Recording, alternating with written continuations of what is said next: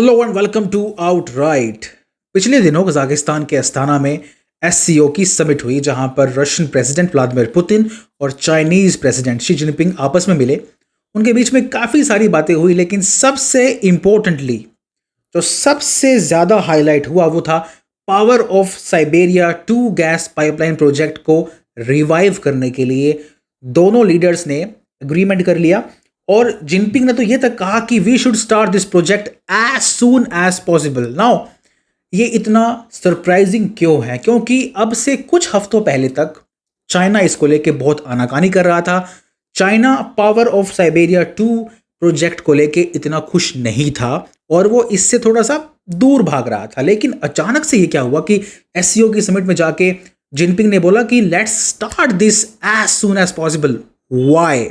अब जाहिर सी बात है कि जिनपिंग खुश होकर ये बोल तो रहे हैं, लेकिन चाइना के कंसर्न्स जो पहले थे वो अभी भी हैं। और चाइना और रशिया के जो रिश्ते हैं ना, इनकी आयरनी यही है कि दोनों लीडर्स आपस में जब मिलते हैं तो उनको स्माइल करना पड़ता है, उनको हैंडशेक करना पड़ता है, लेकिन पीछे ही पीछे उनके एक एक हाथ में खंजर भी होता है। जो ये पिक्चर आप देख रहे हैं ना, ये रशिया चाइना के रिश्तों को, टाइज को बहुत ही शानदार तरीके से एक्सप्लेन करती है कि जहां पर उनके बीच में बहुत सारे डिफरेंसेस हैं, लेकिन because of some factors, because of the west, both of this countries they have to come together और उनको ऐसे आपस में कॉम्प्रोमाइजेस करने पड़ते हैं। तो चलिए आगे बढ़ते हैं। पहले क्वेश्चन ये है कि चाइना आखिरकार power of Siberia 2 gas pipeline project से घबराता क्यों है? उसके अपने रीजंस हैं और जो कि बहुत वाजिब भी हैं।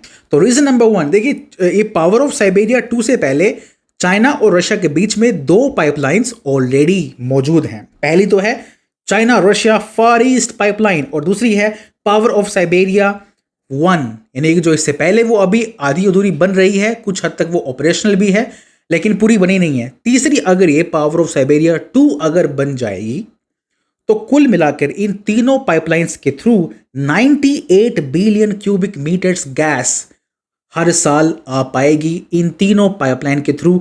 अब ये गैस कितनी है? ये गैस है पिछले साल 2023 में रशिया के टोटल पाइपलाइन गैस एक्सपोर्ट्स के बराबर, और ये गैस बराबर है चाइना के टोटल कंजप्शन का 1/4। यानी कि इतनी गैस इन तीनों पाइपलाइन से बड़े ही आराम से आ पाएगी चाइना में। अब इतनी सारी गैस अगर चाइना में आएगी रशिया से, तो चाइना को डर है कि कहीं हमारी रशिया के ऊपर डिपेंडेंस बढ़ ना जाए। और ये बहुत ही ज़्यादा क्रूशल चीज़ होती है कि आप एनर्जी के लिए किसी एक कंट्री पर ओवर डिपेंडेंट ना रहो।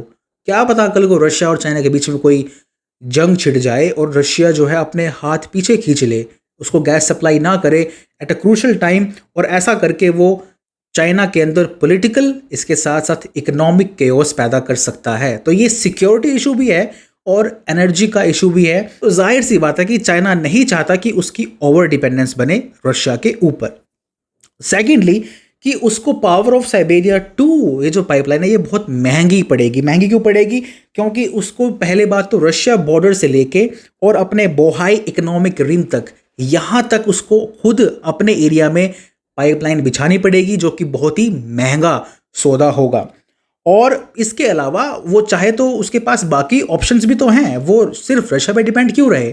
चाइना सोचेगा कि भाई हमारे पास तुर्कमेनिस्तान, उज्बेकिस्तान, कजाकिस्तान, यहाँ से भी तो गैस पाइपलाइंस आ रही हैं। इसके साथ साथ चाइना ने अपने साउथ वेस्ट में म्यांमार से भी एक गैस पाइपलाइन का प्रोजेक्ट किया हुआ है। तो उसके पास ऑप्शंस काफ़ी सारे हैं। तो अगेन क्वेश्चन है कि चाइना आखिर इसको लेके क्यों करे? पावर ऑफ साइबेरिया क्यों, उसके लिए क्यों जाए वो, जब उसके पास ये सारे ऑप्शंस ऑलरेडी अवेलेबल हैं? तो ये सारे कंसर्न्स थे चाइना के कि यार हम क्यों इसमें पैसा इन्वेस्ट करें। लेकिन अब अचानक से जिनपिंग जी इसके लिए मान गए हैं।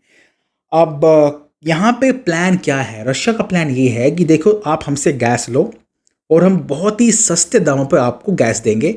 आपके जो भी बाकी सप्लायर्स हैं, चाहे वो सेंट्रल एशिया में हो, चाहे वो म्यांमार में हो, चाहे बाकी दुनिया भर के सप्लायर्स हो, उनसे कम दाम पर हम आपको गैस प्रोवाइड करेंगे। इसका मतलब ये होगा कि क्योंकि चाइना की इकोनॉमी अभी थोड़ी सी ख़राब स्थिति में है, तो उनको अगर सस्ती गैस मिलेगी ना, तो चाइना दोनों हाथों से उसको पकड़ेगा। अभी इसके चक्कर में चाइना को डर है कि कहीं चाइना अपनी सारी की सारी डिपेंडेंस रशिया के ऊपर ही ना कर ले। उधर सेंट्रल एशियन कंट्रीज जो हैं वो तो यूरोप को गैस बेच देंगी, बिकॉज यूरोप तो पहले रूस से सारी गैस ले रहा था, अब रूस पे सैंक्शन लगा रखे हैं। तो सेंट्रल एशिया की जो कंट्रीज हैं वो गैस बेचना शुरू कर देंगी यूरोप को, और रशिया जो है वो पावर ऑफ साइबेरिया 1 के थ्रू वो गैस बेचना शुरू कर देगा चाइना को। तो ये इक्वेशन बैठ जाएगी, और अब उस इक्वेशन से दूर भागना चाइना के लिए कल को बड़ा मुश्किल हो जाएगा, बिकॉज सेंट्रल एशिया के सप्लाइज वो हमेशा हमेशा के लिए खो देगा। शुरू में रशिया सस्ते दाम पर गैस बेच कर सारे सप्लायर्स को वहां से भगा देगा। तो ये रशिया की प्लानिंग है, ये रशिया का मास्टर स्ट्रोक है, जिसमें चाइना अभी सीमिंगली उसमें पड़ गया है, उसमें फंस गया है। अब इंटरेस्टिंगली रशिया का इस साल यूक्रेन के साथ एक बड़ा कॉन्ट्रैक्ट खत्म होने जा रहा है। यूक्रेन का यूज करके रशिया यूरोप को काफी गैस बेच रहा था, जो कि अब नहीं बेच पाएगा। तो उस केस में भी रशिया को बाकी बायर्स की जरूरत है कि वो गैस किसको बेचे, और उसमें चाइना को वो बहुत ज़्यादा इंपॉर्टेंस दे रहा है कि चाइना वो जो वॉइड है वो फिल कर देगा। चाइना अपने सारे कंसर्न्स को भूलकर एकदम से आखिर क्यों रशिया की हाँ में हाँ मिला रहा है, ये एक बहुत बड़ा क्वेश्चन है।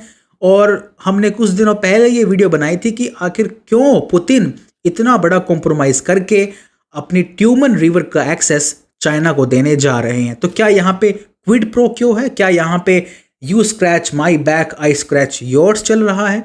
क्या पुतिन वहां पर कॉम्प्रोमाइज करके चाइना से ये फेवर ले रहे हैं? क्या ये इक्वेशन है? इसको समझने के लिए हमें अभी फ्यूचर का वेट करना पड़ेगा कि let's see how this thing goes, और आगे चल के ये प्रोजेक्ट जो है पावर ऑफ साइबेरिया 2 ये कितना फास्ट ट्रैक हो पाता है। आज के लिए इतना ही। Thank you, bye bye, have a nice day.